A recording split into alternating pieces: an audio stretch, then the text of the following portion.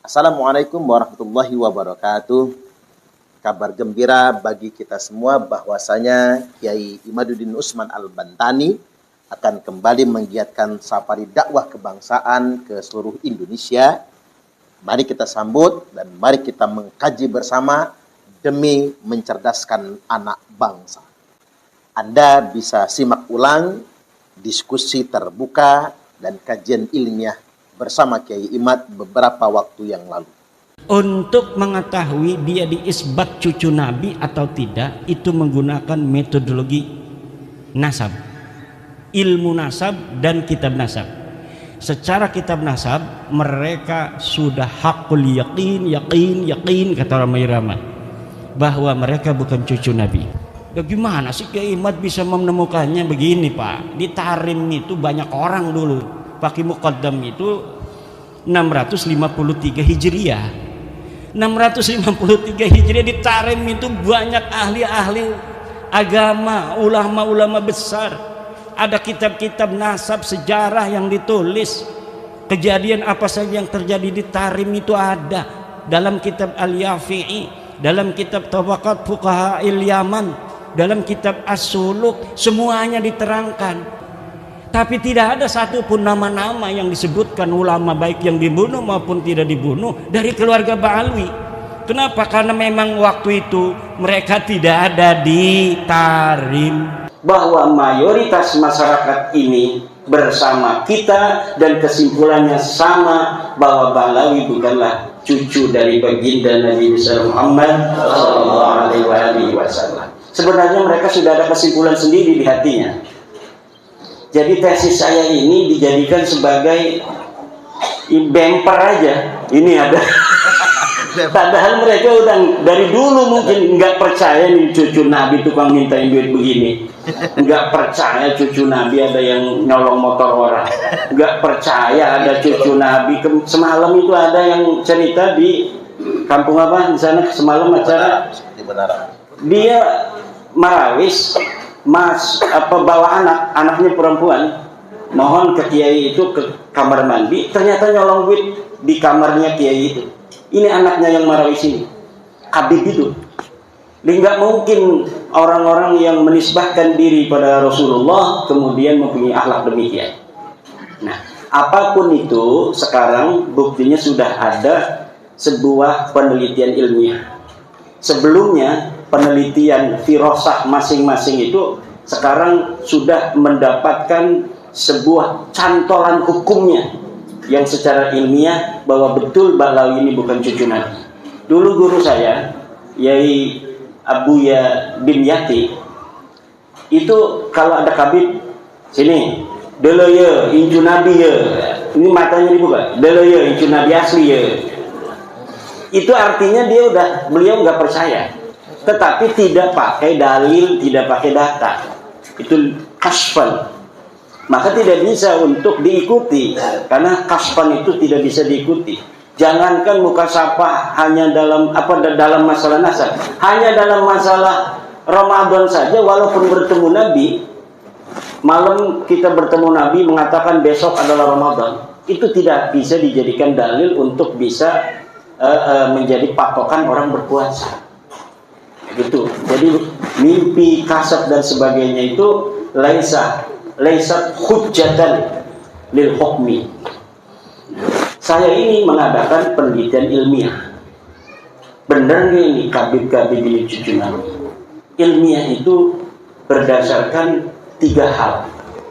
Pertama adalah dia harus bersifat logis. Kedua harus empiris. Ketiga harus pragmatis. Logis artinya masuk akal. Yang empiris artinya berbasis fakta dan data. Pragmatis artinya penelitian ini harus ada kepentingan umat yang diperjuangkan, harus ada manfaatnya. Nah, Ba'alwi mengaku cucu Nabi dengan segala akhlak yang mereka pertontonkan, pendawiran wama syabaha yang terjadi di berbagai macam lapisan masyarakat, bukan hanya di kiai, di pejabat, di pengusaha, termasuk yang paling empuk itu kiai, karena kiai itu husnudonnya tinggi, karena madhabnya manhaj ketum. Kalau yang manhaj ketum gampang ditipu, makanya jangan mau kalau dalam nasab ini pakai manhaj ketum. Ama ketum kita manhaj organisasi ikut beliau, tapi manhaj Baklawi jangan ikut ketum, karena kita bisa dijajah. Karena Balawi itu hanya mau mengambil manfaat, mendawir, menekan, itu hanya kepada mereka yang masih husnudon. Kalau yang sudah merdeka, proklamasi, saya keyakinan bahwa Balawi bukan cucu Nabi, itu gendangnya Balawi itu nggak bisa masuk ke kita. Gendang doktrinnya itu bahwa mereka cucu Nabi, kemudian mereka minta uang. Kalau misalnya nggak minta uang, kita ini sungkan, takut walat, nggak barokah. Itu hilang apabila kita sudah proklamasi bahwa sesungguhnya Balawi bukanlah cucu Nabi. Hal-hal yang mengenai penelitian ilmiah dan lain-lain saya serahkan pada Kiai Iman. Udah beres.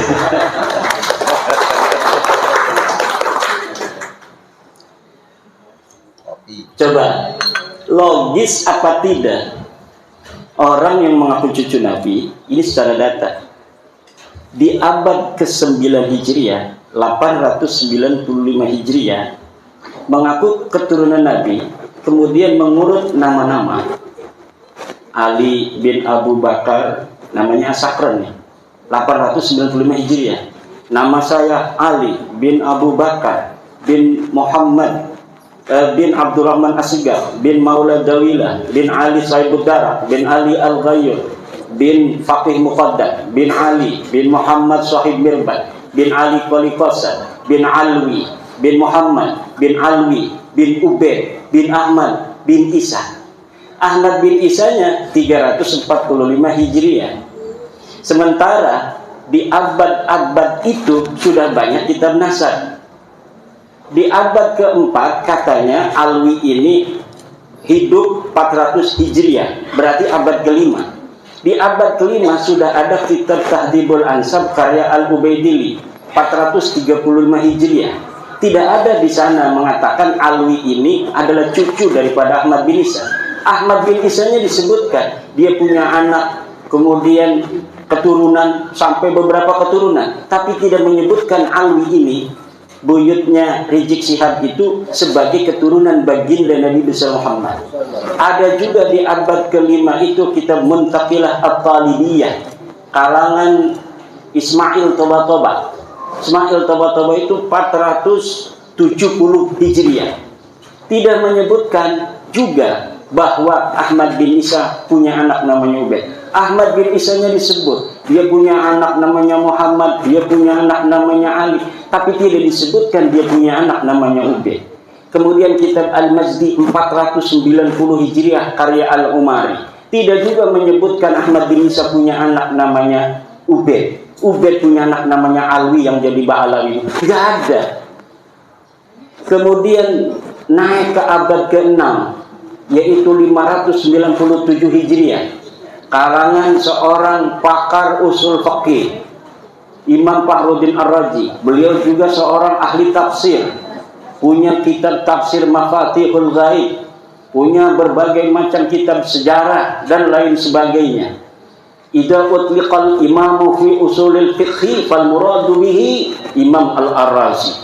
Kalau dimutlakkan nama al-imam, qala al-imam dalam kitab-kitab usul fiqh, itu maksudnya adalah al-Imam Fakhrur Razi.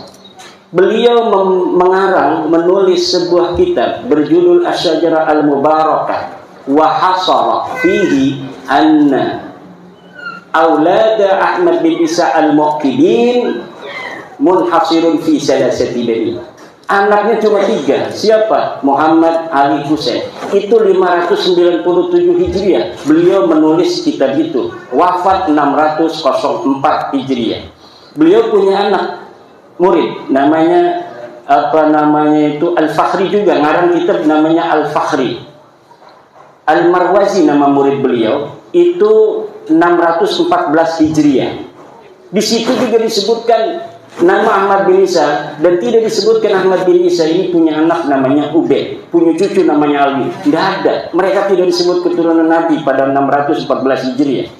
Kemudian ada kitab Al-Asili 700 Hijriah. Kemudian ada kitab As-Sabatul Musal 787 Hijriah. Kemudian ada kitab Umdatul Talib As-Sugra 828. Ada kitab Umdatul Talib As-Sugra karya orang yang sama, Ibnu Ainabah 828 Hijriah. Sampai abad ke-8, abad 9 awal ini tidak ada orang yang menyebutkan ahli nasab itu bahwa Ba'alawi keturunan baginda Nabi besar Muhammad SAW. Padahal mereka sudah ada itu. Di abad 9 itu mereka sudah mulai mengaku sebagai turun Nabi. Ali bin Abu Bakar As-Sakran ini sudah mengaku keturunan Nabi di abad 9. Tapi orang-orang Yamannya saja itu tidak ada yang mencatat mereka sebagai keturunan Nabi di abad 9 itu.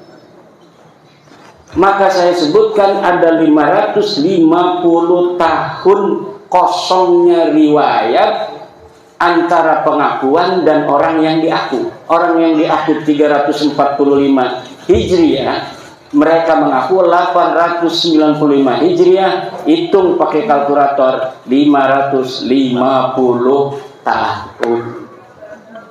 Itu kalau kita mau kasihan. Itu versi kasihan itu 550 tahun itu. Versi yang tidak kasihan dalam ilmu nasab itu, dalam ilmu nasab, sebuah kitab sejarah la yuqaddamu bihalin ala ma yusbituhun nasabun. Ilmu sejarah, sejarawan tidak bisa didahulukan dari apa yang telah ditetapkan oleh ahli nasab. Sedangkan Ali As-Sakran ini ngarangnya kitab sejarah tasawuf dan amalannya. Maka walaupun ada susunan dia menyebutkan nama-nama sampai Ahmad bin Isa, itu sebenarnya dalam ilmu nasab tidak dianggap sama sekali. Adanya nama mereka itu muncul dalam kitab nasab, dalam kitab Tuhfatul Talib 996 Hijriah. Itu kalau dihitung 651 tahun. Cuma dalam kitab Tuhfatul Talib yang menyebut nama-nama mereka itu, Alwi sudah ada di situ tuh. Karena kan mengakunya 895 Hijriah. Kemudian 996 Hijriah ada masuk nama dia. Masuknya apakah berdasarkan maraji? Tidak. Orang yang mengarang kitab itu, Tuhfatul Talib, namanya As-Samarqandi, mengatakan, saya melihat fi ba'dit ta'aliq, dalam sebagian kertas-kertas ta'liq. Jadi bukan berdasarkan maraji dari kitab-kitab, tetapi berdasarkan apa yang dia temukan dari kertas yang ada di pinggir jalan. Dia nemuin aja. Wah, dari bin, masukin aja supaya kitab saya agak banyak lah. Itu hanya begitu saja. Di dalam ilmu nasab, ida urifal wadi'u intafal istidlal. Apabila ditemukan dan diketahui pemalsunya, maka istidlal itu hilang. Nah, kitab Tuhfatul Talib ini tidak bisa untuk dijadikan referensi. Kenapa? Walaupun dia kitab nasab, tetapi penulisnya sudah iktiraf bahwa dia mendapatkannya bukan berdasarkan maraji dari kitab-kitab sebelumnya. Sedangkan di dalam kitab nasab, nasab itu bisa diisbat hanya oleh kitab-kitab nasab. Jadi kitab-kitab nasab yang ada di sejak masa 199 Hijriah, Abnaul Imam ini Srawasam, itu Abnaul Imam kitab aslinya yang kemudian pada abad ke-5 dipalsukan, katanya ini karya Yahya bin Ismail Toba-Toba, padahal itu karya Ibrahim Toba-Toba yang wafat 199 Hijriah. Itu sudah ada kitab nasab, 199 Hijriah sudah ada kitab nasab, ditulis semua keturunan Imam Hasan dan Imam Husain. Gak bisa orang masuk-masuk sembarangan. Kemudian ada kitab Nasabu Quraisy, ada kitab Nasab nasab Bani Quraisy, ada kitab As-Sam'ani tentang nasab, ada kitab Silsilatul Alawiyah 340 Hijriah karya Abu Nasr Al-Bukhari. Tapi di situ bukan masa di mana Ahmad bin Isa hidup. Jadi kita nggak pakai sebagai dalil. Yang kita pakai dalil mulai daripada kitab nasab yang bisa diakses paling tua, yaitu Tahdhibul Ansab karya Al-Ubaidili 435 Hijriah. Jadi kitab-kitab nasab itu sudah menafikan mereka sebagai turun Nabi. Ini kata Hanifal Latas, kalau tidak ada yang menyebut, itu bukan berarti dia tidak ada. Kalau misalnya ada yang menafikan bahwa Alwi bukan cucu Nabi di abad 5, baru bisa diterima bahwa Alwi itu bukan cucu Nabi. Tapi tidak ada orang yang menafikan Alwi sebagai cucunya Ahmad bin Isa di abad ke-5. Alasannya begitu. Kalau Kiai Imad bisa menemukan satu kitab yang menafikan katanya Ubaid sebagai anak Ahmad bin Isa, Alwi sebagai cucu daripada Ahmad bin Isa, baru itu sahih. Kalau tidak ada yang menafikan, tidak, kata saya. Coba lihat dalam kitab tauhid yang kecil aja, kitab Syarah Aqidatul Awam. Kitab apa itu? Karya Ibrahim Lakani, Tuhfatul Murid ya. Tuhfatul Murid itu bagaimana? Sesuatu yang sah untuk dinafikan adalah sesuatu yang subut.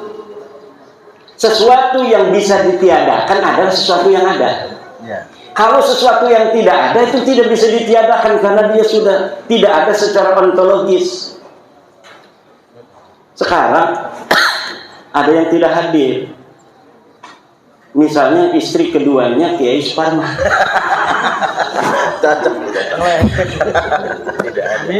Istrinya ada, makanya saya candai. Misalnya Kiai Suparman punya si dua, misal yang hadir cuma permaisuri. Ada misalnya namanya Maisaro. Misal, kok Maisarah tidak ada? Nah, tidak ada itu karena memang tadinya ada. Tapi kalau memang sesuatu itu tidak ada, maka bagaimana sesuatu yang tidak ada kemudian kita nafikan? Itu dalam teori filsafat itu tidak logis. Kalamun ghairu mantiqiyyin. Kalam yang tidak mantiki, yang tidak logis. Tidak masuk akal. Nah, ini akan panjang ini karena semuanya sudah paham. Nanti kita di dalam diskusi aja. Bahwa begini kesimpulannya. Untuk mengetahui dia diisbat cucu Nabi atau tidak, itu menggunakan metodologi nasab, ilmu nasab dan kitab nasab. Secara kitab nasab mereka sudah hakul yakin kata orang Irama, bahwa mereka bukan cucu Nabi. Untuk mengetahui apakah mereka ini nama-nama yang disebutkan sampai Ahmad bin Isa itu sosok historis, orangnya betul-betul ada atau tidak, itu menggunakan pendekatan historis, yaitu melalui menelusuri nama-nama keluarga mereka ini dalam kitab-kitab sejarah. Dan dalam penelitian penelusuran saya mengenai nama-nama keluarga mereka, dari mulai Abdurrahman Segaf, kakeknya Ali Abdul Bakar As-Sakran, Abdurrahman As-Segaf, punya ayah katanya namanya Muhammad Maula Dawilah.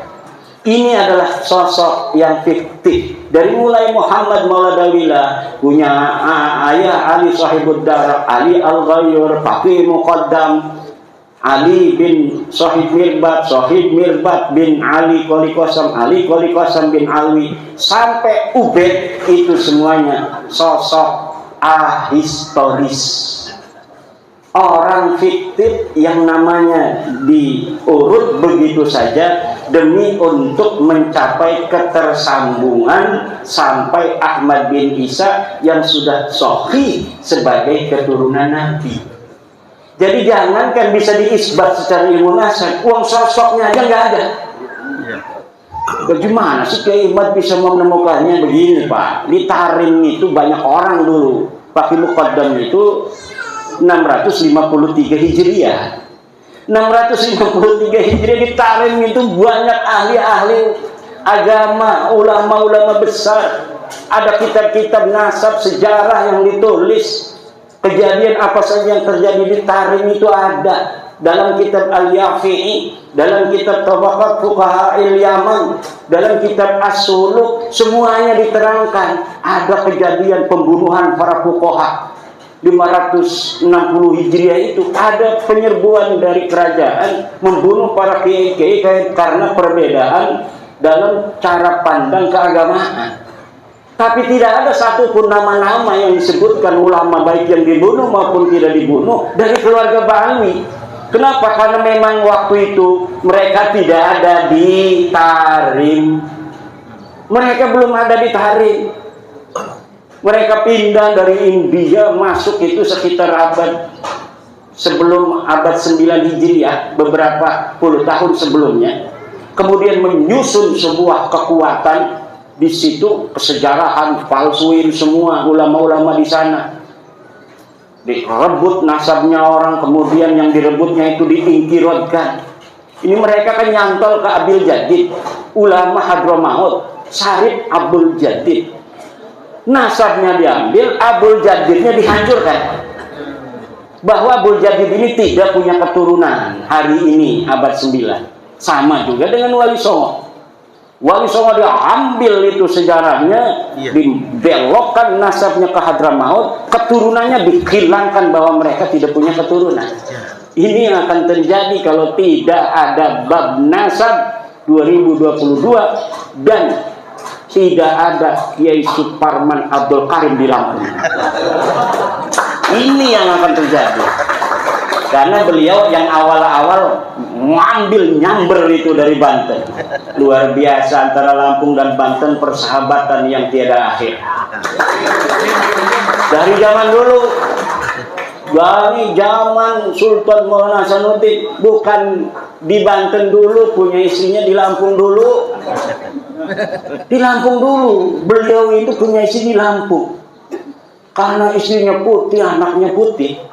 Kemudian dia dinikahi nama ayahnya dengan anaknya Raden Patar Demak. Ya namanya orang Demak kan ya kayak orang Demak di banyak tuh. Nah, datanglah ini dari Lampung si putih ini. Siapa kamu? Arya Dila. Siapa kamu? Saya anaknya Sultan Hasanuddin. Anak dari mana? Dari Lampung, istri Lampung yang gak ketahuan. Putih amat katanya.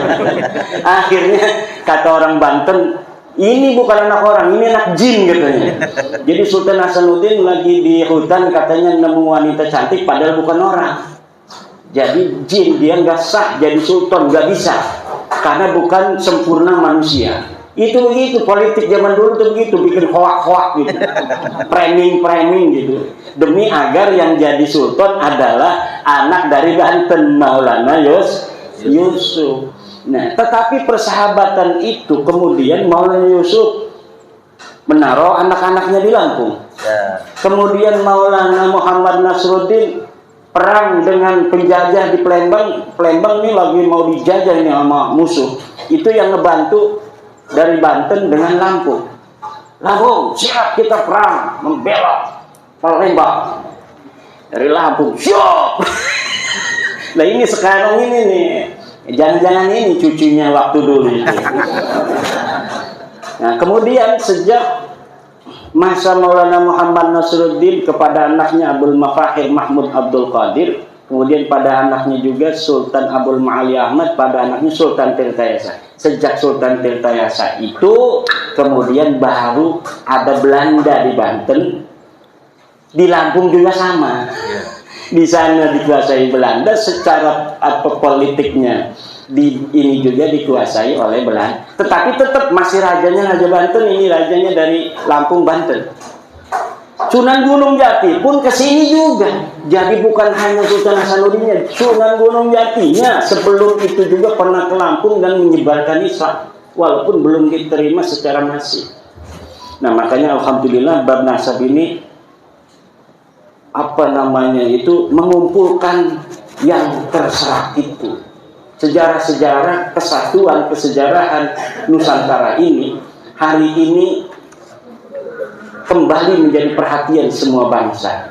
Dan kebetulan saya yang pertama kali tertarik untuk itu, dan secara kesejarahan saya memiliki hubungan dengan berbagai macam leluhur-leluhur Nusantara ini.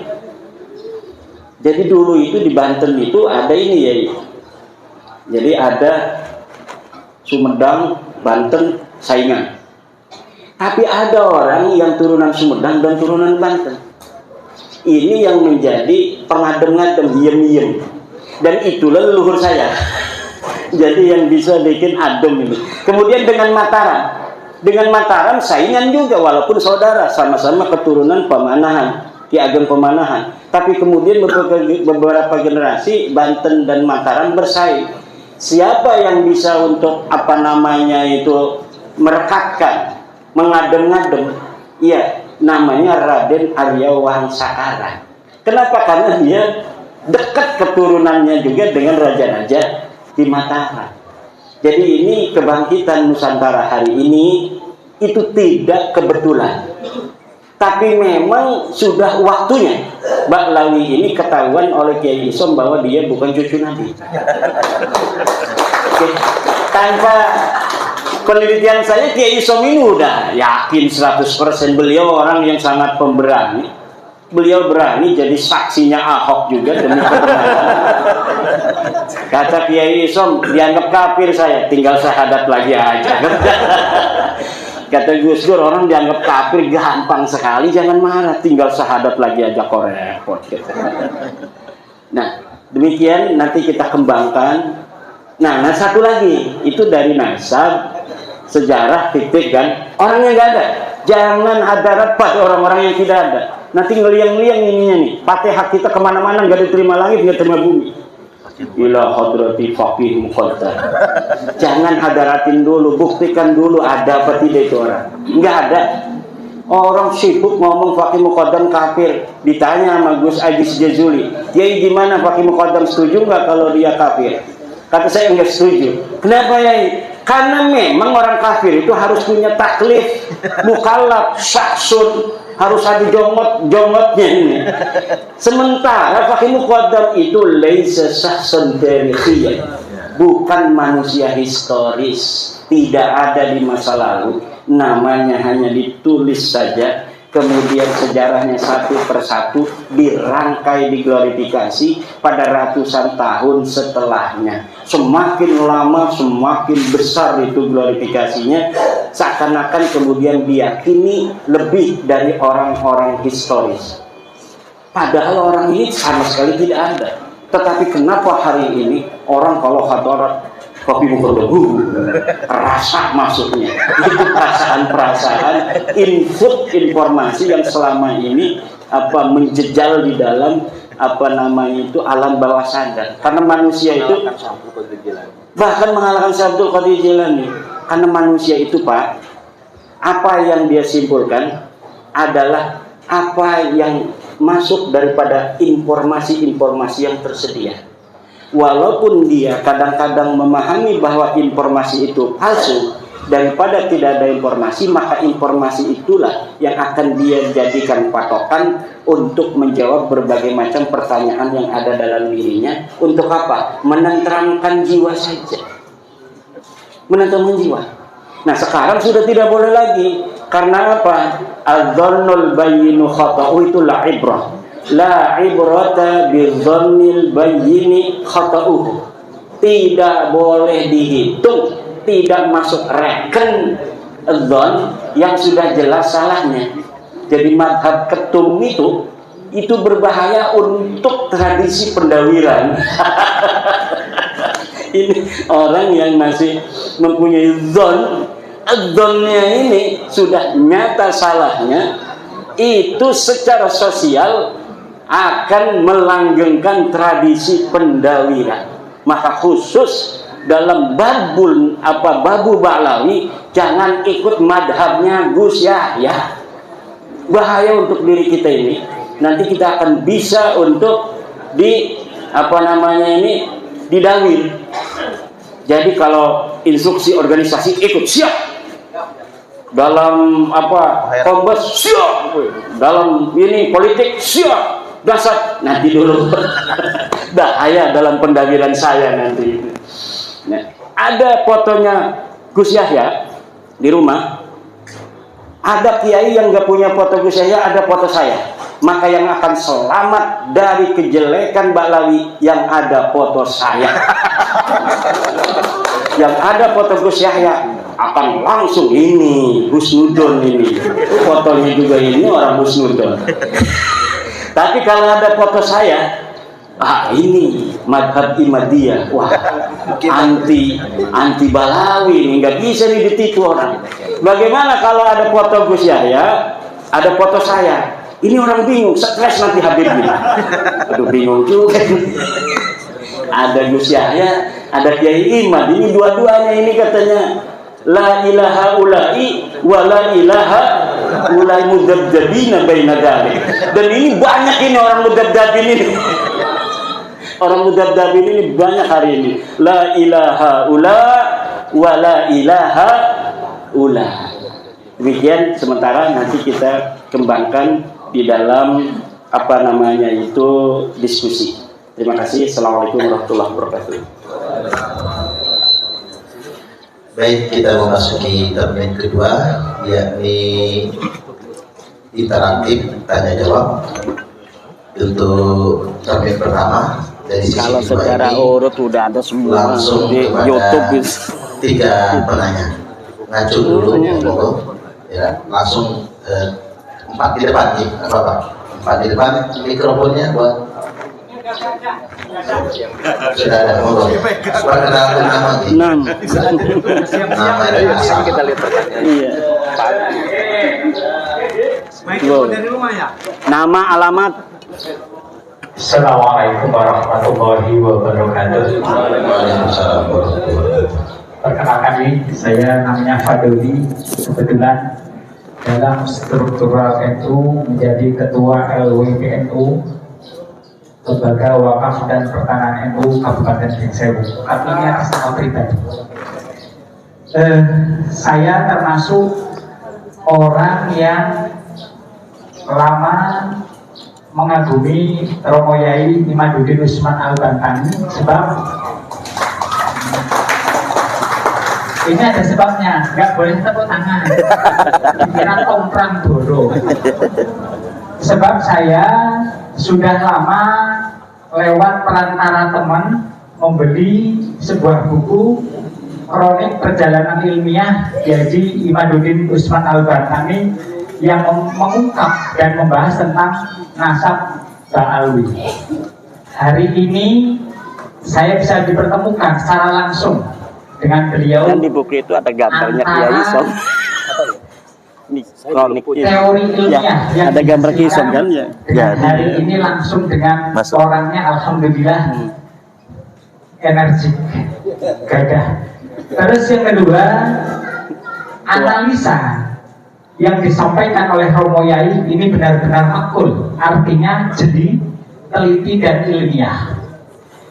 Oleh sebab itu ada hal yang sampai detik ini masih ganduli. Ini karena prinsip ini orang Jawa semua rata-rata ini masih ganduli atau termemori di dalam pikiran saya. Saya minta pandangan Romo Yai bagaimana dalam realita yang ada kadangkala di masyarakat, terutama warga Nahdlatul Ulama atau warga Nahdliyah. Ini dalam realitanya ini bagaimana cara menghadapi tips-tips orang yang mengaku turunan Rasul. Ini langkah kita bagaimana dikaitkan dengan negara Kesatuan Republik Indonesia ini menganut asas Bhinneka Tunggal Ika. Jangan sampai salah langkah. Ini Polri hadir nggak? Hadir. Jangan sampai nanti teguran kita mengganggu Kamtibmas. Ini langkahnya di mana? Karena kita menganut asas Bhinneka Tunggal Ika 1. Yang kedua ini, diskusi ini adalah menjaga kesucian nasab Rasulullah Shallallahu Alaihi Wasallam. Yang ini secara pribadi saya memperoleh input, masukan secara pribadi, umumnya untuk seluruh hadirin, karena tidak semua orang ahli dan memahami tentang ilmu nasab. Tujuan diskusi ini ialah untuk memberikan pencerahan pada kita. Yang pertama, pencerahan intelektual. Yang kedua, pencerahan emosional. Yang ketiga adalah pencerahan spiritual. Harapannya supaya kita mampu membedakan asinnya garam dan asinnya opel. Ya, garam asinnya endingnya sehat karena yodium. Opel saya cocok dengan yang disampaikan oleh Yaji Isomudin. Ini kalau opel ini asin tapi penyakit, jangan sampai penyakitkan kita. Maka diskusi ini bukan hanya sekedar tepuk tangan. Saya sangat cocok bagaimana ini nanti Yai gayanya ya Hasyim Mujadi Isomudin atau yang lain forum, kita harus ada action nyata. Apa aplikasi action nyatanya? Setelah diskusi ini, coba bikin sebuah petisi, pernyataan, tanda tangan supaya negara hadir untuk bagaimana ini tidak jadi fenomena dalam masyarakat.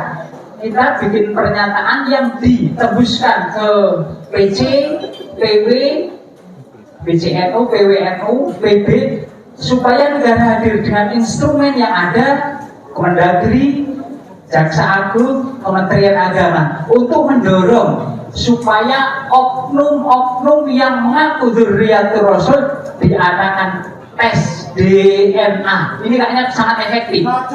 Cocok. Ojo untuk tangan kok. Ya nih, Gus Isom ada tangan, saya di bawahnya berarti. Tapi tetap dia yang di depan. Gitu aja. Sekian.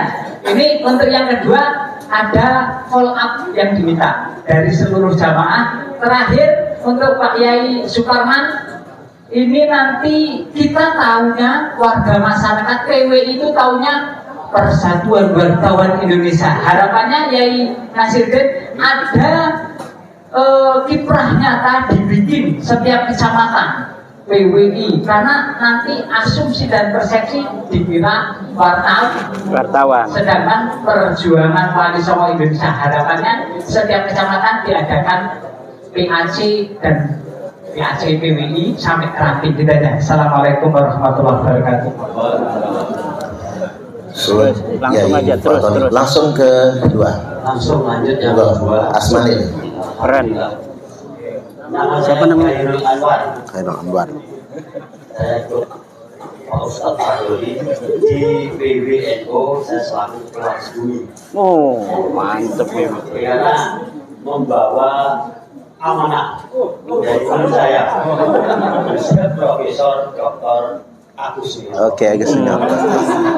Tadi sudah disinggung terkait tentang nasab ilmu alam, tapi belum disinggung atlas Wali Songonya. Nah, ini harus dikolaborasi agar dalam kita menggawani Islam Nusantara menjadi kuat dan kokoh. Kenapa? Tadi saya sudah banyak sekali orang-orang Londo, apalagi Londo Blangkon. Banyak Londo Blangkon, orang-orang Jawa sing menyaplok ngaku nasabe Wali Songo. Padahal biasa saja pakai sorban, pakai ceramah di medsos jagoan, tapi ini hanya ngaku kuliahnya Wali Songo. Nah ini saya mengusulkan kepada PBI pusat nanti agar ada penguatan kapasitas terkait para pengurus dan aktivis di PBI agar supaya tidak gagal paham bahwa PBI itu adalah persatuan bangsawan, tapi perjuangan Wali Songo. Berarti ada laskarnya, komandan laskar juga harus mempunyai jiwa sakti dalam menegakkan dzurriyyatur Rasul. Jadi lo di PWI masuk enggak? Ya, di PWI masuk belum. Nanti biar direkrut sama Yai. Belum gabung PWI kan? Tim-tim kita belum ke yang lain-lainnya. Kalau di abad 4, 6, 7 jauh banget bahas ini, tapi di abad 12 ke atas, zaman Majapahit, zaman Mataram, sampai pada zaman Wali Songo yang hari ini tentu agak bisa diterima secara logis maupun empiris. Terima kasih. Pertanyaan dari saya seperti itu agar supaya nanti ada strategi khusus dalam penguatan untuk agar kita bisa membumikan Islam Nusantara terus bumi dan masuk ke seluruh pelosok negeri. Terima kasih. Assalamualaikum warahmatullahi wabarakatuh. Terus Kiai Khairul Anwar. Yang kedua tadi masih di depan semua. Nih. Masih di depan semua. Ada 4 depan, 4 dulu ya. Kesepuan ini. Saya beri kalimat tadi. Yang jelas. Biar masuk TV. Bahasa ini kurang orang bisa jelas. Wong Jawa orang jelas Jawa ini, Indonesia orang ngerti tatanane. Allah. Wong Jawa orang jelas Jawa nih. Rohani Sidik. Surya Nahdlatul Ulama, Kecamatan Magaran.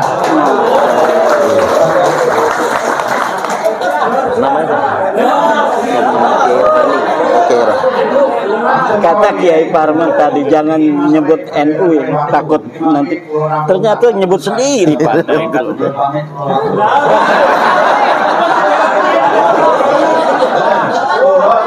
Kulon itu kalau kamera, kulon duwe jamaah sih ngelakoni jamaah 40 hari. Mulai dari ruang tanggal 20 sampai nanti tanggal 1. Baik, dengan segala hormat, yang perlu saya tanyakan, bagaimana kita sebagai santri menyikapi orang-orang tua kita, guru-guru kita yang selalu menggaungkan kata-kata husnudzon. Kalau masalah nasabnya, saya percayakan, nggak percaya 100.000%. Saya nggak mau ulang-ulang. Bagian yang mau saya tanyakan sudah ditanyakan sama teman-teman tadi. Yang kayaknya ini, bagaimana caranya kita menyikapi guru-guru kita, teman-teman kita, masyayikh kita yang selalu mengedepankan husnudzon. Sementara keadaan nyata sudah terjadi berbagai pembelokan sejarah. Iya, ada. Termasuk Jatman di dalamnya, betul?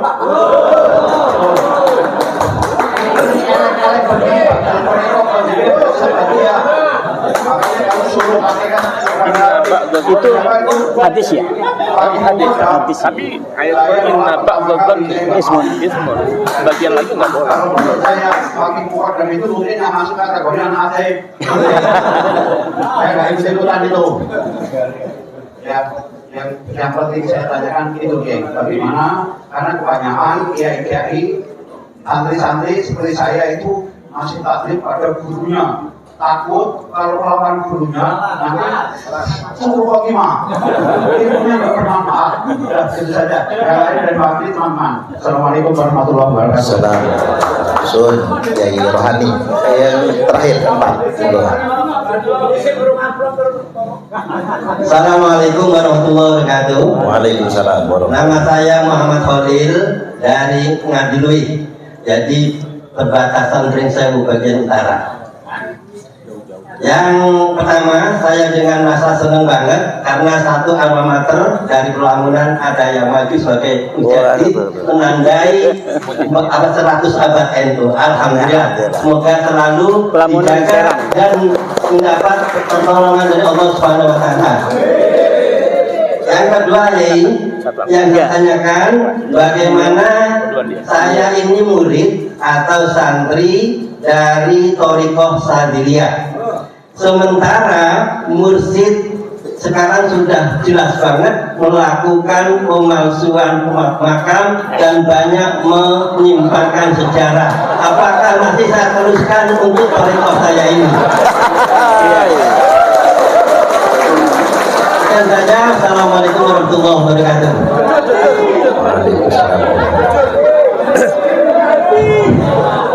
Satu lagi, ketinggalan satu lagi, bagaimana respon pemerintah kita selama ini setelah ada viralnya makam dipalsukan, tokoh-tokoh dipalsukan, udah seberapa jauh pemerintah kita merespon atau mungkin bertindak? Oke.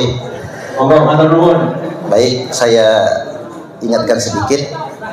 Pertama dari Kiai Fadholi, bagaimana cara menghadapi orang-orang yang ngaku keturunan Nabi Sallallahu Alaihi Wasallam agar tidak terjadi konflik dan tetap terjaganya Kamtibmas. Jadi jangan sampai terjadi konflik. Yang kedua, apa aksi nyata, konkret, follow up dari diskusi kita hari ini? Bisakah ada dorongan yang sifatnya nyata kepada pihak-pihak terkait untuk mendorong adanya setidak-tidaknya kewajiban tes DNA terhadap orang yang ngaku-ngaku anak cucu Nabi? Adapun tentang PWI, karena baru 1 tahun lebih dikit, maka memang belum tersosialisasikan. Hanya saja saya perlu ingatkan kepada segenap kader-kader PWI, karena perjuangan Wali Songo Indonesia itu 90% lebihnya adalah kader Nahdiyin. Jadi walaupun bukan Banom NU, dan memang bukan Banom, karena kalau Banom harus koheren dengan PBNU, jadi kan kita nggak bisa koheren soalnya. Kok jadi koheran? Kok jadi koheran? Jadi PWI ini akan terus tersosialisasikan, dan mohon jangan mudah emosi, jangan gegeran. Kalau PWI ini mirip FPI, Laskar Sabilillahnya mirip FPI, pemerintah males nanti bekerja sama-sama PWI Laskar Sabilillah. Baik, yang berikutnya pertanyaan yang kedua dari Pak Kiai Khairul Anwar tentang Atlas Wali Songo. Memang ini karena kita PWI, kedepannya kita tidak hanya membahas nasab Ba'alwi, tapi juga mengkonkretkan sejarah dan terah Wali Songo. Jangan sampai tadi banyak yang ngaku-ngaku duriat Wali Songo tapi tak terverifikasi. Banyak betul sekarang. Apa bedanya kita sama Ba'alwi? Ba'alwi ngaku-ngaku, nah kita ngaku-ngaku juga gitu ya. Kan udah di Sofi ada. Yang ketiga dari Kiai Rohani, bagaimana santri menyikapi kiainya yang masih husnudzon? Nah, ini perlu jawaban. Yang jawaban ini tidak membuat santri merasa berdosa, maksudnya. Bagaimana respon pemerintah terhadap pemalsuan makam, sejarah dan lain sebagainya? Dan yang terakhir dari Kiai Muhammad Khalil, bagaimana apakah thariqah beliau masih bisa dilanjutkan, karena mursyidnya ini bukan hanya memalsukan makam, tapi mursyidnya juga belum pernah berbaiat. Jadi mursyid Saziliyah yang beliau berbaiat itu beliau pun belum pernah berbaiat. Monggo Kiai silakan. Untuk Kiai Fadholi, kata Syekh Imam Ibn Hajar, yang bagi di kulli ahadin an yakuna lahu khiratun fi hadzal nasab syarif hatta la yantasiba ilai ahadun illa bihaqqi. Wajib bagi kita untuk memiliki sebuah kepedulian, kecemburuan terhadap nasabnya baginda Nabi Muhammad sallallahu alaihi wasallam, sehingga tidak bernisbah kepada Nabi seseorang kecuali dengan benar. Ada orang yang mengaku turunan Nabi, bagaimana sikap kita? Jangan langsung hormatin. Bahkan ada yang haram untuk kita menerimanya. Sama dengan kedudukannya dengan hadis palsu. Hadis itu tidak boleh seorang khatib di dalam mimbar Jumat membawa hadis palsu kecuali dengan menjelaskan kepalsuannya. Begitu pula dengan nasab palsu.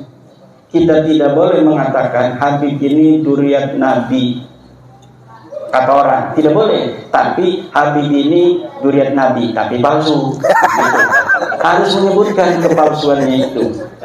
Begitu kita meneliti apa nasab-nasab yang mengaku kepada Nabi, apa hukumnya? Sama dengan meneliti orang-orang peneliti tentang hadis Nabi.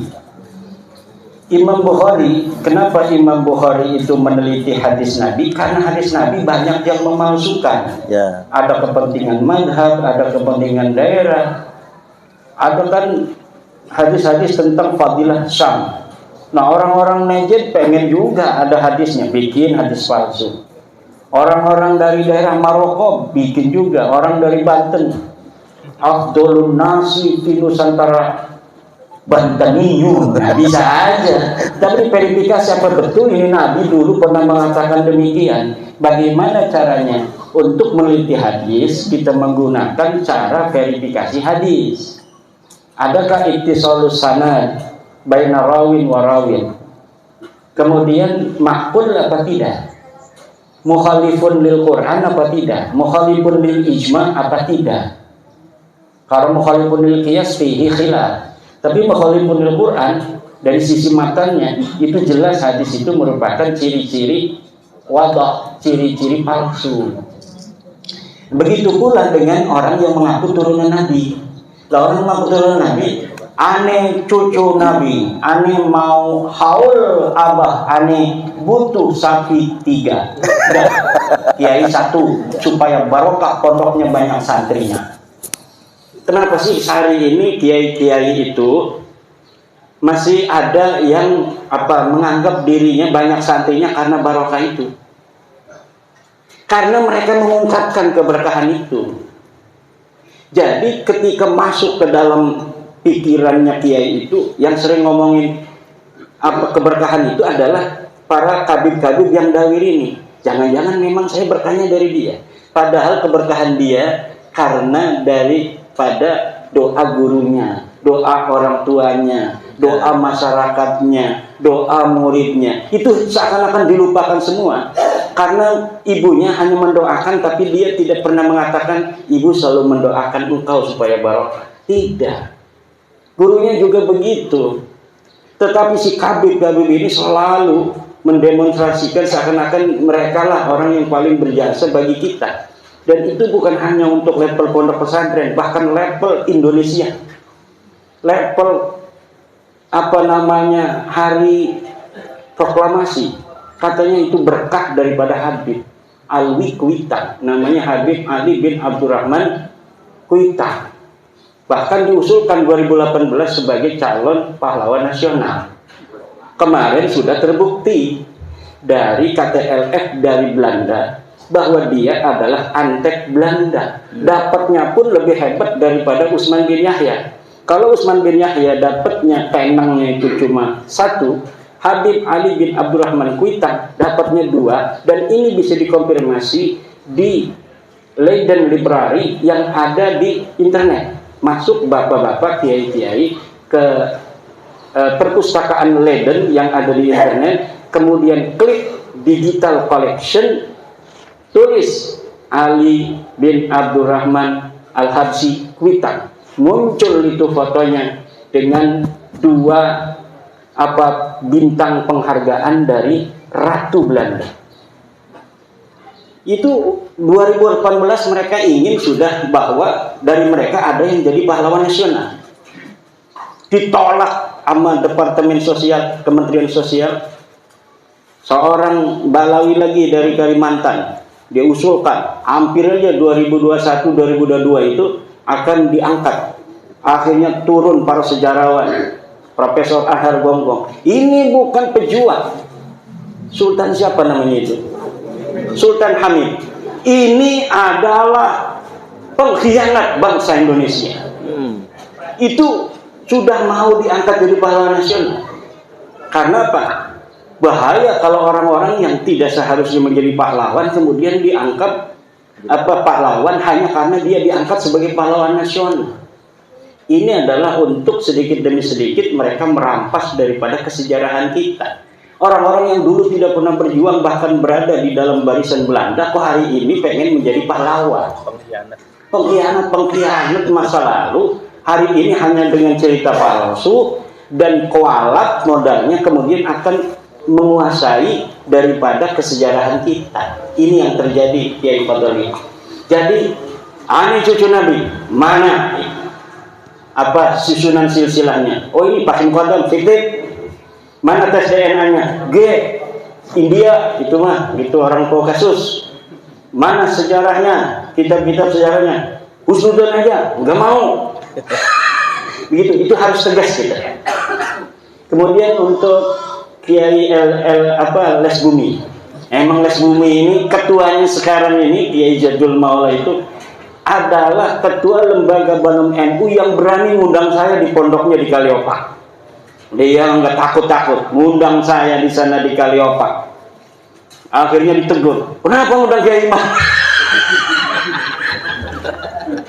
Kiai, waduh saya ditegur ini. Biarin aja, kata saya, masa anak buahnya Kiai Agus Sunyoto takut.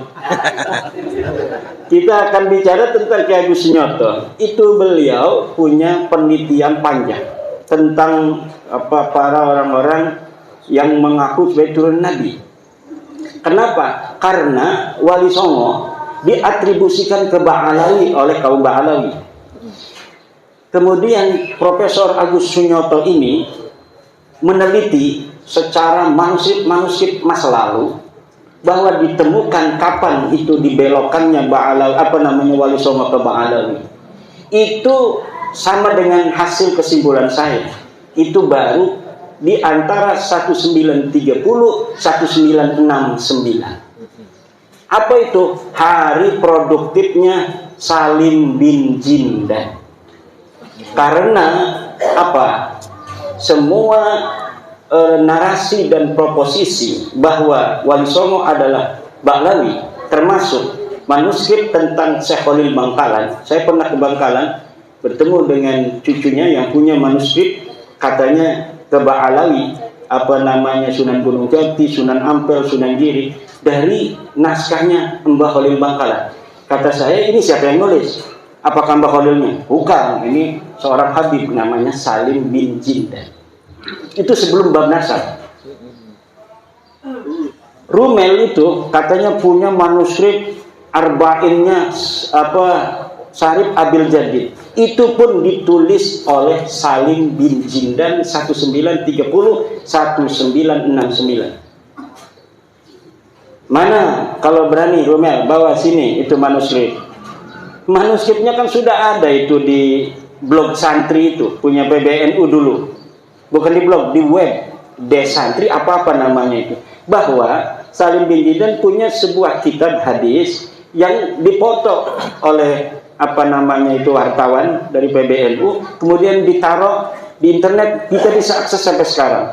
Saya bandingkan dari sisi penelitian teks dan tekstualitas bahwa tulisannya itu sama dengan tulisan Salim bin Jindan, manuskrip yang dibawa oleh Rumel di Rabita Alawiyah ketika debatan itu. Saya screenshot, saya bandingkan, identik bahwa ini adalah tulisan Salim bin Jindan. Siapa Salim bin Jindan? Salim bin Jindan telah diteliti oleh para pakar-pakar dari Ba'alawi sendiri. Aiman Al-Habsyi, Muhammad Al-Habsyi menyimpulkan bahwa Salim bin Jindan orang yang mempunyai penyakit melankolia, yaitu orang yang selalu membayangkan sesuatu terjadi dari ruang hampa, kemudian dia yakini sebagai sebuah kebenaran, kemudian dia catat. Jadi karena ada yang mengatakan di abad 9, yaitu Ali Asakron, bahwa Syarif Abul Jadid yang seorang muhaddis ini adalah sepupu daripada leluhur mereka, maka mereka kemudian membuat sebuah kitab yang riwayat sanad hadisnya itu seakan-akan misalnya Alwi menerima sanad dari Syarif Abul Jadid. Padahal Alwi ini tokoh fiktif, Syarif Abul Jadid ini adalah tokoh historis yang ditulis oleh para sejarawan. Tapi Salim bin Jindan membuat 40 hadis yang riwayat-riwayatnya itu memasukkan di situ nama-nama tokoh-tokoh fiktif dari Ba'alawi ini. Dan itu sudah diteliti oleh orang Ba'alawi sendiri. Karena dari tokoh Ba'alawi juga kan ada sejarawan. Walaupun mereka juga, saya sudah dapat menyimpulkan tukang bohong juga. Mereka tukang bohong juga. Tapi kalau ada saingannya berbohong, mereka juga nggak mau. Mereka membongkar, itu bohong katanya. Kenapa? Mereka nggak mau dikalahkan bohongnya kan. Nah itu sudah jelas bahwa penelitian Kiai Agus Sunyoto almarhum itu sudah menurut saya tinggal disempurnakan. Beliau memang ada riwayat Wali Songo ke Ba'alawi. Selain itu ada riwayat Wali Songo ke Musa Al-Khatib. Kenapa sampai banyak begitu? Karena Wali Songo ini seksi. Wali Songo ini seksi. Banyak orang yang mau mengatribusikan dirinya pada kesejarahan Wali Songo. Untuk apa?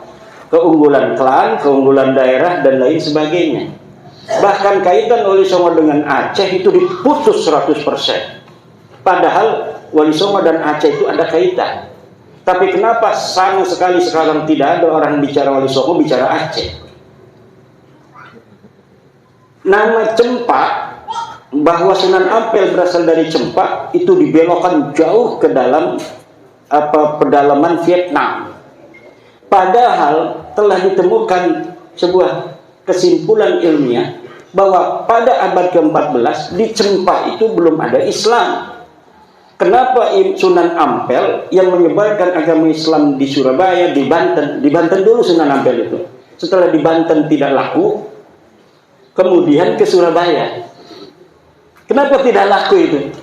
Ya, orang Banten punya kekhasan, jarang atau sulit, bukan jarang, menerima sebuah ajaran baru itu dari zaman dulu. Kecuali muncul dari orang sendiri. Sunan Gunung Jati kan dia dari Mekah itu datang, itu nggak langsung ke Cirebon, dia datang ke Banten dulu untuk apa? Mondok di Sunan Ampel. Ketika sampai di Banten, Sunan Ampel sudah pergi ke Surabaya. Sunan Gunung Jati langsung ke Surabaya, mondok 7 tahun di Surabaya. Kata Sunan Ampel, Syarif Hidayatullah, kalau kamu mau menyebarkan agama Islam di daerah Banten, kamu gak bakal diterima. Saya aja di sana dapat berapa orang katanya. Tapi ada syaratnya. Apa syaratnya? Kamu kawin sama orang sana. Nanti kamu jangan mengharapkan kamu akan diterima. Tapi nanti anakmu akan diterima. Karena anakmu dianggap oleh mereka sebagai bagian diri mereka sendiri. Kalau masih mantu belum. Kalau anak nanti diterima bahwa ini ponakan saya. Kalau sama kamu dianggapnya masih orang luar. Akhirnya Sunan Gunung Jati datang ke Banten mengawini Nyai Ratu kaum Anten. Punya anak Maulana Sanusi, baru diterima tanpa peperangan. Kenapa? Karena yang ngomong sudah orang sendiri. Nah, Sunan Ampel, Sunan Giri, itu manuskripnya Les Bumi banyak bertebaran hari ini. Tapi masing-masing ada yang dicurigai palsu oleh penyimpangan kolonial. Jadi manuskrip kolonial itu seakan-akan dipersiapkan oleh penjajah agar kesejarahan Wali Songo 100 tahun sebelum diciptakannya manuskrip itu hilang. Jadi kita diputuskan kesejarahannya dengan Wali Songo. Tapi saya yakin sejarah-sejarah asli Wali Songo masih ada. Wali Songo masih ada sejarahnya. Tidak mungkin semuanya bisa dihancurkan. Tidak mungkin. Bagaimana caranya agar terbuka semuanya? Apa yang telah diawali oleh Profesor Agus Sunyoto itu kita lanjutkan lagi. Les Buminya jangan takut. Siap. Yang bicara DNA pertama kali siapa? Kiai Agus Sunyoto. Cari tuh di YouTube-nya masih ada. Kalau ngaku cucu Nabi, tes DNA dulu. Itu apa maksudnya? Dia udah nggak percaya dari dulu sebelum Imaduddin Usman. Cuma gagal, dia bukan orang Banten, jadi ngomongnya nggak sembarangan kayak saya. Jadi PBNU ini harus berwarna-warni. Kalau semuanya orang-orang Jawa belah sana, ya kebanyakan angga ungguh. Husnudon aja. Husnudon aja. Untung ada orang Banten. Lihat orang Banten gak mikir 2 kali 4 kali, sekali cukup. Urusan belakangan. Dipecat-pecat ngapain, gak apa-apa. Dan begitu. Lah itu makanya harus berwarna-warni. Ada kayak Yai Said. Ya namanya 11-12 sama orang Banten. Jeplak-jeplok aja ngomong. Tapi kalau orang-orang Jawa yang halus hatinya, penuh dengan pertimbangan matang, lah itu nggak bisa cepat, ini mungkin butuh 100 tahun lagi balanya. Tapi orang Banten tanpa didampingi oleh keuletan orang-orang Jawa juga susah ini. Tapi ini hanya 2 tahun lebih beres. Ini udah beres ini. Udah beres, udah. Tinggal ini mah penghiburan diri mereka saja. Ada sedikit orang nangis kayak Roma Irama bertobat. Begitu-begitu aja. Sampai ada yang keliling ke Mekah, ngutus orang ke Mekah, nemuin kiai-kiai Mekah, sayyid-sayyid Mekah yang punya murid di Indonesia agar berpesan muridnya jangan ikut sekte Ahmadiyah. Ada yang sudah ikut kan Kiai Ja'far dengan penelitiannya juga. Itu sampai gurunya dari Mekah bikin voice note bahwa engkau harus menghormati para sadah. Kata Kiai Ja'far, coba dibalas tuh gurunya. Iya, saya hormati sadah, tapi Bahlawi bukan sadah. Ngelawan dia sama gurunya juga. Kenapa itu? Karena dalam tradisi kita nanti sama Kiai Rohani ya, ini akan ada ketersambungan dengan pertanyaan Kiai Rohani. Bahwa kalaulah seorang murid yang berbeda dengan gurunya harus kualat, maka Imam Syafi'i orang yang pertama kualat kepada Imam Malik. Imam Ahmad bin Hanbal orang yang pertama kualat kepada Imam Syafi'i. Abu Hasan Asy'ari orang yang pertama kualat kepada Ali Al-Jubai. Gurunya Mu'tazilah kok muridnya Abu Hasan Al-Asy'ari jadi Ahlussunnah wal Jamaah, merontokkan seluruh proposisi gurunya. Hasan Al-Basri punya murid gagah perkasa namanya Wasil bin Atta. Dia harusnya kualat Wasil bin Atta, tapi tidak, dia ulama besar dari golongan Mu'tazilah. Dia punya guru juga Muhammad Al-Hanafiyah, anaknya Sayyidina Ali, ini Wasil bin Atta. Jadi dari zaman dulu murid dan guru berbeda, itu gurunya harus bangga. Kata Imam Ahmad bin Hanbal, ta'allam kama ta'allamna. Belajarlah seperti kami belajar. La tuqallidni wa la tuqallid Malikan wa la Syafi'iyan wa la Sufyan as-Sawri. Jangan ikuti aku, jangan ikuti Malik, jangan ikuti Imam Syafi'i, tetapi ta'allam kama ta'allamna. Belajarlah seperti kami belajar sehingga kami menemukan kebenaran yang kami yakini. Kita tidak perlu menyelesaikan masalah ini hanya dengan tepuk tangan. Ini murid-muridnya Kiai Hasyim Mujadi semua. Kiai Hasyim Mujadi itu begitu kalau ceramah. Kemudian dari siapa? Pelamunan, Kiai Khalil. Kiai Khalil Pamunan. Ini beliau mondok kepada pesantren Pelamunan. Saya mondok pada Kiai Hasuri bin Thohir. Nah, ini menantu Kiai Thohir Pelamunan. Jadi namanya bapak beliau Thohir, mertuanya Thohir, punya pesantren At-Thohiriyah. Ya, kan beliau itu waktu saya di sana wasiat karena udah kena stroke. Imad kalau abah wafat nanti tolong dimakamkan dekat makamnya Abah Thohir. Pengen dekat dengan mertua. Kalau nggak boleh di pagernya. Kalau nggak boleh juga di luar pagar.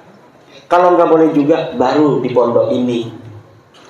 Akhirnya dimakamnya di pondok tanpa meminta ke sana karena anak-anaknya pengen juga dekat dengan Abah. Itu dulu Yai Thohir Pelamunan mondok kepada Yai Husain Cerita. Kepada Yai Tubagus Abdul Halim, mantan Bupati Serang. Tubagus Abdul Halim mondok kepada Kiai Husain Cerita, pada Syekh Nawawi At-Tanara Al-Bantani. Jadi itu generasi keempat. Syekh Nawawi kepada Kiai Husain Cerita dekat dengan Caringin, kepada Kiai Abdul Halim pada Kiai Pelamunan. Kalau mau cepat langsung kepada Kiai Husain, enggak kepada Kiai Tubagus Abdul Halim. Karena Kiai Thohir Pelamunan juga selain mondok kepada Kiai Abdul Halim, mondok juga langsung karena masih hidup Kiai Husain Cerita. Begitu pula saya mondok kepada Kiai Habib Tubagus Rasuli Thohir, mondok kepada Kiai Tubagus Rasuli, mondok kepada Kiai Thohir Pelamunan. Setelah dari Kiai Thohir Pelamunan, mondok juga kepada Kiai Abdul Halim itu, karena masih hidup juga. Tetapi guru saya selalu mencatat Kiai Thohir, walaupun as-sanadul ali bisa untuk meninggalkan yang Kiai Thohir. Tapi karena apa? Karena lil barokah wa tabarruk, maka walaupun as-sanadul adna yang lebih panjang itu yang diambil oleh guru saya. Untuk apa? Agar nama-nama guru kita tidak hilang. Walaupun di dalam ilmu sanad itu kan ada as-sanadul ali, ada as-sanadul dani itu. Kalau lebih sedikit itu hebat. Kalau panjang itu nggak hebat, berarti kalah sanad, kalah tua dia. Tetapi guru-guru kita itu milih yang panjang karena takut nama-nama gurunya hilang. Walaupun gurunya itu tidak sehebat dengan nama gurunya yang di atas. Itu akhlak juga. Disitulah baru al-ilmu fawqal adab. Bukan berarti adab segala-galanya mengalahkan ilmu, husnudon di atas segala-galanya mengalahkan ilmu. Tak ayah anu kitu. Tak ayah. Kata hadis Nabi, ihtarisu apa sih? Minan nas bisu'idzan. Ihtarisu minan nasi bisu'idzan. Ini ada hadisun qalahu Rasulullah. Jaga dirimu jangan sampai kena belai dengan apa? Bisu'idzan. Dengan suudzon. Jadi kita menjaga diri kita agar tidak didolimi orang itu dengan suudzon. Bahkan Al-Quran mengatakan inna ba'da dhanni ismun.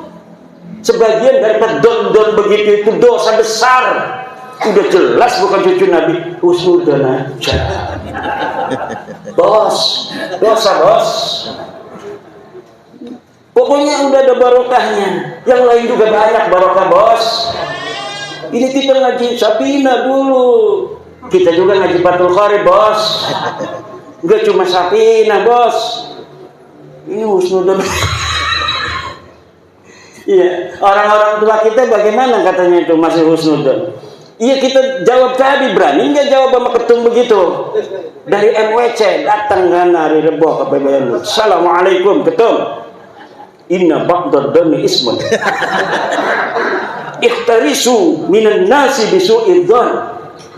La ibrata bidzannil baini khata'u. Assalamualaikum. Udah begitu. Paling besok dapat dipecat. Ini jangan-jangan ketua les bumi dipecat besok. Berani nggak dipecat?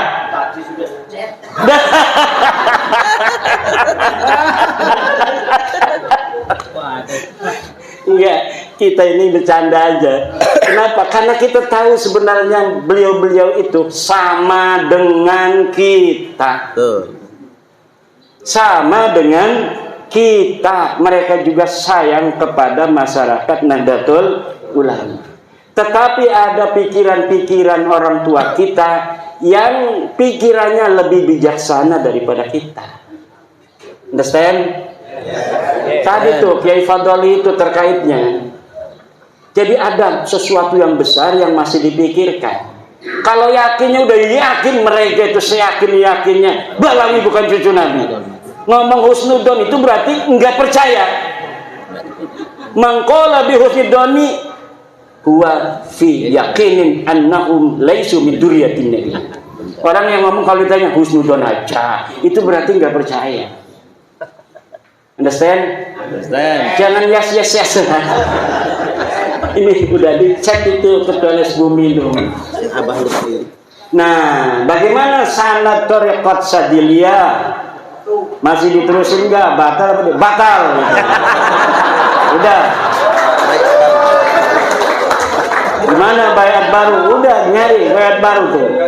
Mbak Alwani, Abuya Dimyati, na'rifu solahahum, na'rifu quwwata yaqinihim. Daripada kita berthariqah silsilahnya ada orang fiktif nanti. Bahaya juga ngapain? Ada fiktifnya. Ya kan saya juga thariqahnya dari Banyumas juga ada. Saya thariqah Khalidiyah Naqsabandiyah. Dari Mbah Malik, Mbah apa bapaknya Mbah Malik? Mbah Ilyas. Lah Mbah Malik itu thariqahnya Qadiriyah Naqsabandiyah. Bagaimana dia katanya mengambil dari Mbah Malik tetapi dapatnya Sadiliyah? Aneh bin ajaib. Tanya tuh sama keluarganya yang ada di sana. Alhamdulillah, saya juga ikut di Qadiriyah Naqsabandiyah. Masya Allah. Jadi mayu ceritanya itu. Ya udah, yang satu itu batalin aja udah. Ngapain? Cuma harus istighfar dulu. Astagfirullahaladzim, astagfirullahaladzim, astagfirullahaladzim min kulli dambin adimin wa tarikat palsu. Sudah istighfar begitu baru. Jangan diingat-ingat lagi yang lalu biar berlalu. Faqad madha ma madha. Juga dalam hati kita nggak perlu ada kebencian. Nggak perlu. Yang penting mereka mengakui bi annaka lasta min dzurriyyatina. Cukup itu. Karena dengan itu aman semua, sentosa masa depan anak-anak kita. Nggak bakal kayak kita lagi nasibnya dibodoh-bodohin terus begini. Saya itu membayangkan kalau misalnya kita ini tidak teguh hari ini, maka 100-200 tahun lagi anak cucu kita seperti kita dan kakek-kakek kita lagi jadi korban. Bahaya. Gak mau saya anak-anak cucu saya nanti dijadiin kayak kita, kayak orang tua kita kemarin-kemarin, dihina-dina. Ada beberapa YouTube itu orang yang ngaku turun Wali Songo, ya karena namanya keturunan Wali Songo, keturunan Nabi, dia pakai Habib, dipukulin orang aja, dipukulin. Ini katanya kata Imam Malik, siapa orang yang mengaku keturunan Nabi, maka yudrobu wa yushur wa yusharu hatta yatuba. Dia harus dipukul dan dipiralkan sampai dia bertobat. Karena dia mengaku-ngaku turunan Nabi, bukan turunan Nabi. Kata dia tuh sama kiai itu, kiainya nggak berani ngelawan. Ini sama cucu Nabi juga. Tapi sekarang sudah tahu dia bukan cucu Nabi. Kalau mau, jangankan ngegaplok begitu, nyelentik aja mungkin udah mati tuh orang. Kalau sekarang itu, nggak bakal itu. Karena apa? Orang-orang kita sudah punya energi kekuatan. Nggak bisa lagi itu disembarangin, dihina-dina, nggak bisa. Dulu siapa sih lidahnya yang paling tajam menghina-hina kiai-kiai NU? Mereka. Iya banyak. Rizik Syihab menghina Kiai Abdurrahman Wahid radhiyallahu anhu. Buta mata, buta hati. Setiap apa saja keputusan PBNU selalu dikomentari, selalu di framing negatif untuk menjauhkan umat Islam dari PBNU. Kiai Isomuddin ini salah satu korban yang dianggap mereka sudah murtad. Yai Said Al-Siraj beberapa tempat mau ceramah ditolak oleh mereka. Gus Nuril lagi ceramah diturunin masa lalu itu oleh mereka. Bahkan ada Khabib di Bogor itu berpesan pada jamaahnya, jangan masukkan anak-anak, ibu-ibu dan bapak-bapak ke Ansor Banser. Jangan. Islam Nusantara, anus aliran Nusantara. Itu mereka dulu. Sekarang nggak diundang aja. Kemarin datang ke PBNU itu. Kemarin LDNU bikin acara ngundang Rhoma Irama. Itu Habib itu ada yang datang sengaja, nggak diundang juga. Untuk apa? Supaya nempel bernaung di gedung PBNU. Framing kebetulan ada Mukhibin di PBNU-nya. Ini yang selalu ngasih informasi. Ada acara, ada Rhoma Irama, nanti supaya kelihatan duduk bareng. Ini ada Kiai Anu, nanti supaya kelihatan duduk bareng. Ini ketum mau datang, Habib suruh duduk supaya kelihatan bareng sama ketum yang husnudon itu. Nah ini dikerjain. Jadi ada intel dia itu di PBNU itu.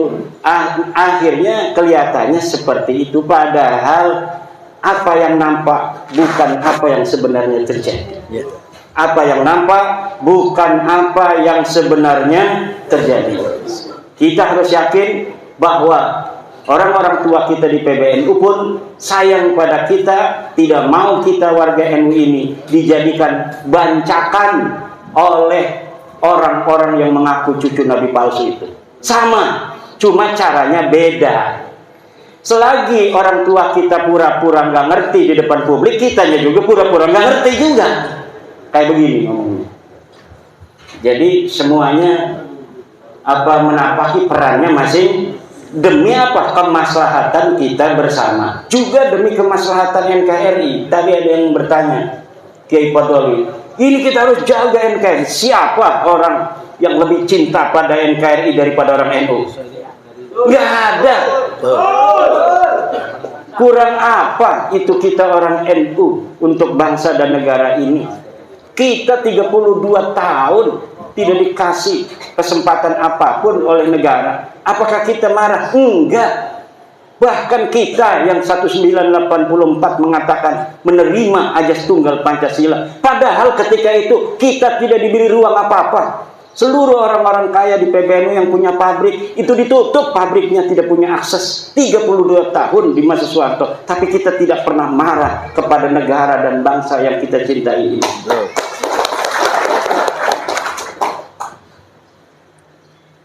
Semua peran-peran sosial, peran ekonomi, semuanya dihapus oleh negara pada saat itu kepada kita PBNU. Kita nggak pernah marah. Bahkan kita menguatkan negara. Karena apa? Negara ini adalah sebagai sebuah wasilah kita untuk menjaga kedamaian bangsa, menjaga kedamaian umat Islam yang ada di atas negara ini. Jadi bukan hanya kekuasaan cara berpolitiknya NU, tapi bukan hanya politik kekuasaan, tapi politik kebangsaan. Apa artinya politik kebangsaan? Kita melahirkan pikiran-pikiran politik bagaimana bangsa Indonesia ini bisa aman, tentram, bisa makan, bisa minum, hak-haknya tidak bisa diambil orang. Coba kalau nggak ada polisi, orang punya motor bisa diambil. Coba lihat itu, kalau misalnya ada mobil bawa semangka jatuh, itu semua diguyur orang. Karena apa? Itu adat bahwa kalau jatuh begitu tidak diarah, tidak diambil lagi, maka diguyur. Kalau misalnya di Indonesia ini setiap komunitas tidak ada itu pemerintah, orang naruh motor ambil, ada orang bawa istri diambil, nggak ada polisi, nggak ada hukum kok. Maka negara ini adalah sebagai wasilah. Ad-daulatu wasilatun la ghayatun. Negara adalah wasilah, bukan tujuan. Maka bentuk dari sebuah negara sebenarnya bagi Nahdlatul Ulama tidak penting, tetapi fungsi-fungsi li salahid dunya wad din itu harus ada. Dan NKRI ini adalah saat ini yang terbaik bagi kita, bahwa NKRI telah mampu untuk memerankan dua tujuan utama daripada dibentuknya negara, yaitu li salahiddin wa dunya, untuk kepentingan agama dan dunia. Apa kepentingan agamanya? Kita begini aja nih, lagi diskusi PWI, pondok-pondok pesantren Spring Sewu, negara hadir. Kata siapa negara nggak hadir? Hadir negara itu, lihat di belakang bapak-bapak polisi kita. Dikasih rokok enggak sama panitia, suruh duduk begitu lama. Ini negara berarti sudah hadir. Negara hadir untuk kepentingan bersama, bukan hanya kepentingan yang hadir hari ini, tapi untuk kepentingan semuanya. Cara berpikir kita harus cara berpikir the founding father bangsa kita dan the founding father daripada Nahdlatul Ulama. Nah, kalau pemimpin negara kita mempunyai kesetiaan, itu kondisional. Tapi kecintaan dan kesetiaan kita pada negara ini bersifat final. Kalau kepada pimpinan negaranya kondisional. Kalau sesuai dengan kepentingan Nahdlatul Ulama, kepentingan bangsa secara umum, kita dukung. Kalau tidak sesuai dengan kepentingan bangsa secara umum dan lebih khusus kepentingan kita sebagai Nahdlatul Ulama, ya kita tidak dukung. Tetapi kita tidak mendukung hal-hal yang menjadi kebijakan yang tidak sesuai dengan kepentingan Nahdlatul Ulama, tidak menjadi sebab kita memusuhi negara. Tidak bisa.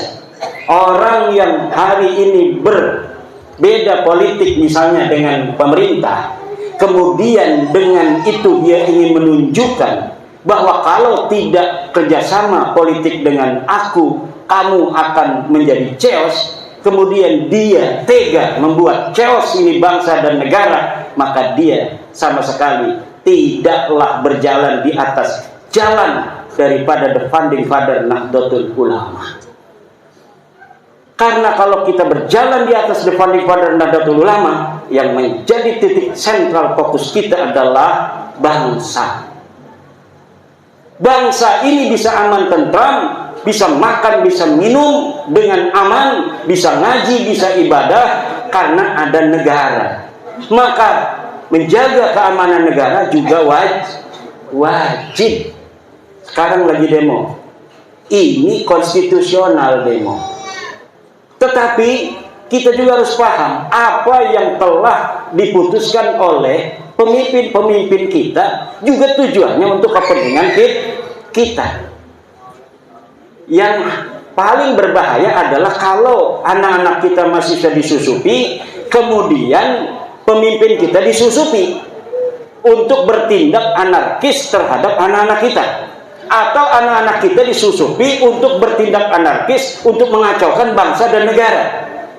NU di sini selalu berperan sebagai sebuah wasit untuk kedamaian dan perdamaian, keamanan, ketertiban bangsa dan negara kita.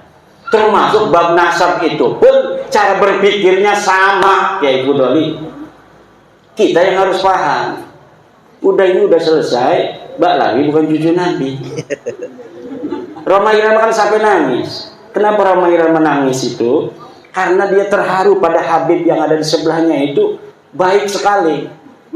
Roma mau ini ngambil tisu, diambilin. Ini Bang Haji, jangan batalin lagi ya dalam hatinya.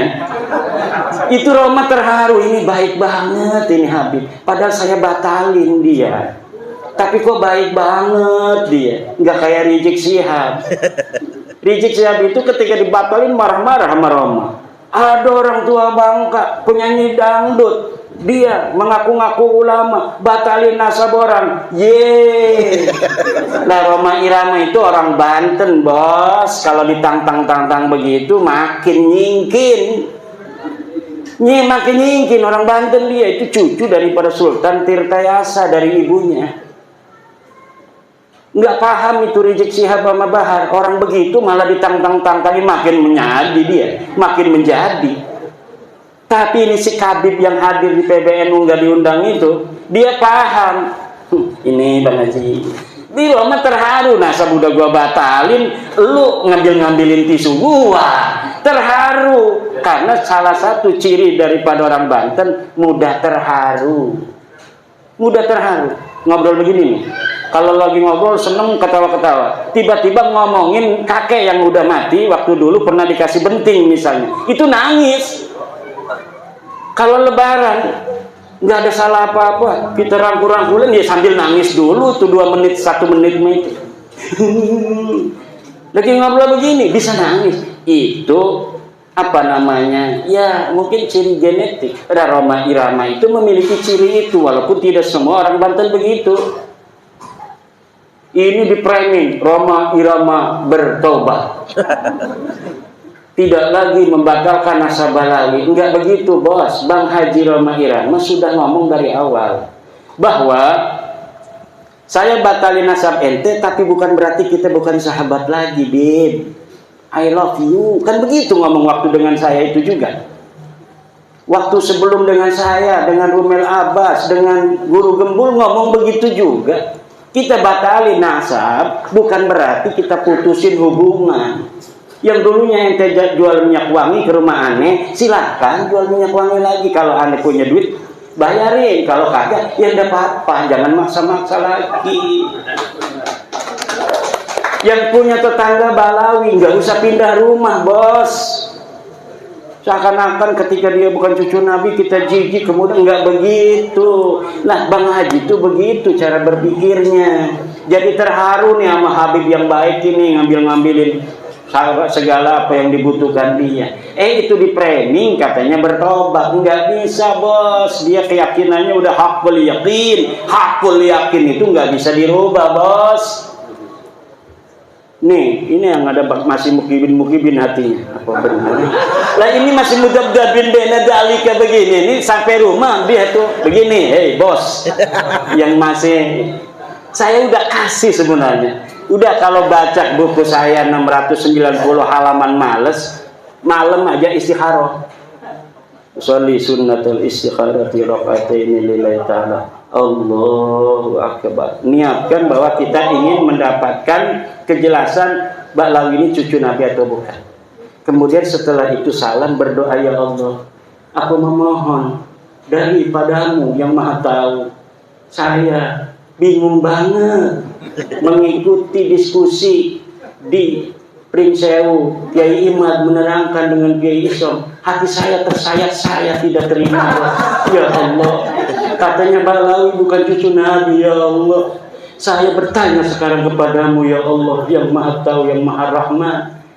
Apakah Ba'lawi ini cucu Nabi atau bukan? Wassalamualaikum. Kayak Allah aja jawab begitu. Yang jawab Allah, nanti jangan kita.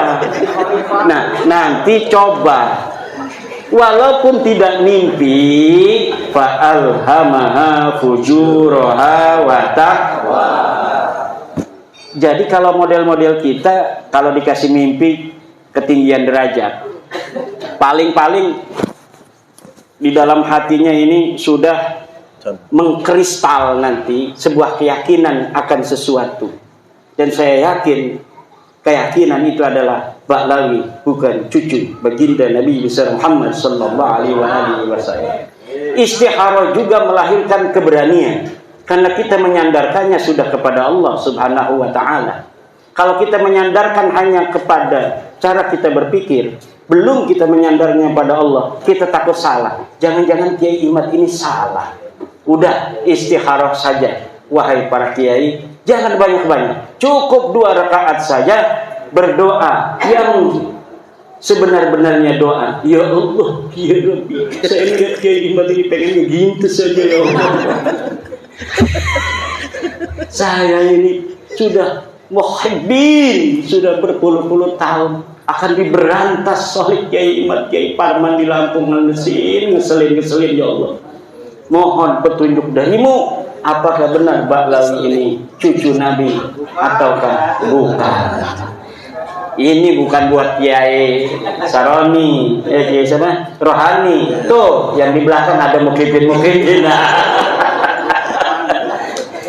Jangan-jangan itu petugas kita dari Polri itu juga masih mukibin. Tolong istikharah Pak Polisi. Insya Allah hanya dengan 2 rakaat Allah akan beri jawaban. Ini sudah jam 1. Wallahu wal muwaffiqu ila aqwamit thoriqin. Wassalamualaikum warahmatullahi wabarakatuh.